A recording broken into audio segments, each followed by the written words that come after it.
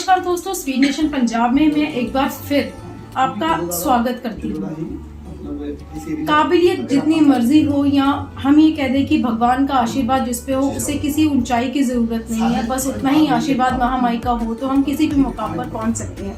आज ऐसे ही मुकाम पर एक दिग्गज, अगर हम किसी सिंगर की बात करें, किसी गायक की बात करें, मगर यहाँ हमारे साथ कुछ छोटे बच्चे जिनको महामाई ने इतनी ख्याति दी है कि आज वो हर स्टेज पर जो है महामाई का गुणगान कर रहे हैं। हमारे साथ है यदुवंशी ब्रदर्स। ये छोटे बच्चे हैं मगर इनका जो हौसला है और जो इनकी बुलंदियां है वो किसी से छुपी हुई नहीं है। नमस्कार बच्चों, पहले तो आपका स्वागत है हमारे चैनल पे। स्पीड नेशन का मैं तहे दिल से धन्यवाद करूंगा कि आप सभी ने आपने हम पर थोड़ा सा टाइम दिया और हमसे इंटरव्यू ली। तो सभी को जय श्री राधे, जय श्री श्याम, जय श्री बालाजी महाराज और जय माता दी। हमारे यदुवंशी ब्रदर। तो स्पीड नेशन को आप सभी को स्पीड नेशन की तरफ से और यदुवंशी ब्रदर की तरफ से तहे दिल से जय श्री श्याम। तो आपने बच्चों की बातें सुनी है, बच्चे तो बड़े बड़ों को मात दे दे। सबसे पहले आप बताइए कि छोटा कौन है और बड़ा कौन है? देखिए, ये मेरे बड़े भैया हैं और मैं छोटा हूँ। मैं 15 साल का हूँ और ये 11 साल का है। कैसे शुरू किया आपने गाना या किसी से आपने तालीम हासिल की है? देखिए, जो गाना है वो तो बस महारानी की कृपा से ऑटोमेटिकली शुरू हो गया। तालीम तो हमने किसी से नहीं ली, तो बस महारानी की कृपा से शुरू हो गया। ये महारानी की कृपा है हम दोनों भाइयों पे। जब मैं छोटा था तो पापा कहते थे कि मैं टेबल पर ऐसे जैसे तबला बजाते हैं वैसे बजाया करता था, तो पापा ने मुझे जैसे तबला सिखाना शुरू किया। जब मेरा भाई हुआ फिर उनको गाना शुरू किया और धीरे धीरे ये महारानी ने काम बनाया। और जब मैं 4.5 साल का था तो तब महारानी ने सुर डाल दिया। उसके बाद दुनिया में मशहूर हुए हैं। अरे वाह, महारानी की कृपा मतलब इसकी आपके ऊपर तो भरपूर है। बस महारानी की ही कृपा है और उसके बगैर तो कोई पत्ता भी नहीं हिल सकता। तो हम क्या चीज़ है? दुनिया में कमाल कमाल गाने वाले हैं और महारानी ने हमें चुना। ये महारानी की कृपा है। तो क्या है आपको, जैसे कई आगे आते हैं, जिस तरीके से आप आगे बढ़ रहे हो तो कहीं आपको अपॉर्चुनिटीज आएंगी। अगर वो ये कहें कि सनातन से हटके कुछ गाने जो है आपकी ओर से गाए जाए तो आपका आंसर क्या होगा? मेरा आंसर होगा बिल्कुल नहीं, क्योंकि हम सनातन को आगे लेके जाना चाहते हैं। जैसे सनातन अभी आगे है तो हम चाहते हैं कि और जो लोग भटके हुए हैं हम उनको इकट्ठा करें और अपना सनातन धर्म जितना बड़ा है और उससे भी बड़ा करें। और अपने सनातन धर्म में मैं बहुत ही खुश हूँ। मैं महारानी के बेटे गाना पसंद करूँगा, बाबा श्याम के भजन गाना पसंद करूँगा, बालाजी महाराज के, भोलेनाथ के, जितने भी हमारे भगवान हैं उन सभी के भजन गाऊंगा, पर गाना नहीं करूँगा। हमारे यदुवंशी ब्रदर का यही है। और कभी भी अगर जब तक हम बड़े हैं तो तब तक कभी भी हम अगर कोई गाने की ऑफर आती है, मूवी की ऑफर आती है तो हम नहीं जाएंगे। एक सवाल और है, जब पहली स्टेज आपने की थी, पहली जब चरण आपने स्टेज पे रखे थे तो क्या डर था या क्या था आपके मन में जब पहला किया था? तो पहले बार हमने किया था तो थोड़ा सा डर तो होता ही है कि कैसा होगा कीर्तन। मध्य प्रदेश में तो कैसे होगा कीर्तन, कहीं गलती ना हो जाए और कहीं कुछ ऐसे थोड़ा सा डर रहता है। तो बस उसके बाद तो क्योंकि हमें बार बार इसी बात का डर था कि एक बार ही अच्छा हो गया तो महारानी कृपा हो जाएगी। तो महारानी ने ऐसी कृपा की, बाबा श्याम ने ऐसी कृपा की और वो कीर्तन सबसे बढ़िया कीर्तन दिया। हमारे यूट्यूब चैनल पर है वो। माता पिता का कितना सपोर्ट है? माता पिता का सबसे ज्यादा सपोर्ट है, क्योंकि माता पिता ने जितनी हमें सपोर्ट की है उतनी मुझे तो नहीं लगता कि अगर कोई और होता तो नहीं करता, क्योंकि माता पिता ही आगे लेके जाना चाहते। कुछ माता पिता होते हैं जो अपने बच्चों को सपोर्ट नहीं करते, पर हमारे माता पिता ने शुरू से, जब से हम छोटे हैं तब से हमें सपोर्ट की है। हमारे माता पिता को गाना भी आता था और बजाना भी आता था।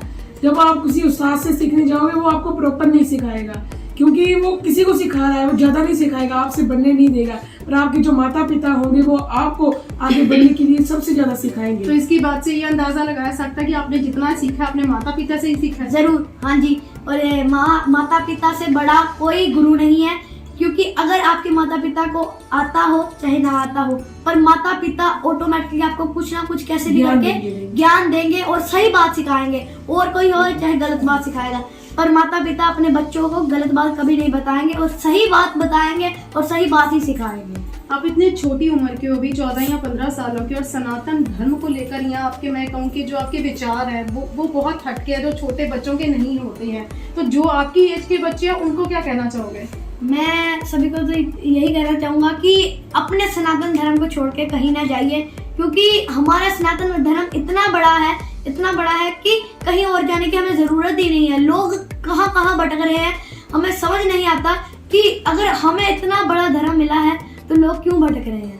लोग कभी उस बाबे के पास जाएं, कभी उस बाबे के पास। मैं तो आपको कहता हूँ आप हनुमान चालीसा पढ़िए, संकट कटे मटे सब पीरा, जो सुमरे हनुमत बल बीरा, कोई दिक्कत की बात ही नहीं है। एक बार हनुमान चालीसा पढ़ी हो तो कोई दिक्कत आएगी ही नहीं।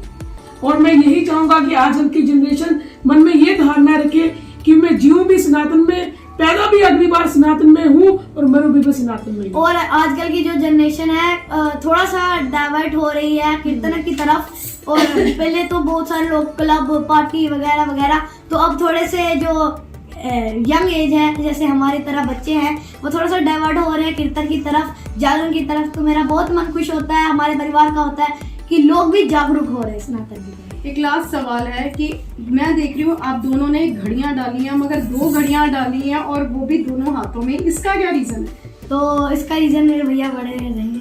हमें घड़ियां बहुत पसंद है और जो हमारे फैन हैं, जहाँ बाबा के प्रेमी हैं, वो हमें बहुत सारी घड़ियां गिफ्ट करते हैं और हम वो घड़ियां जो भक्त गिफ्ट करते हैं वो दोनों हाथ में पहन लेते हैं। क्यों?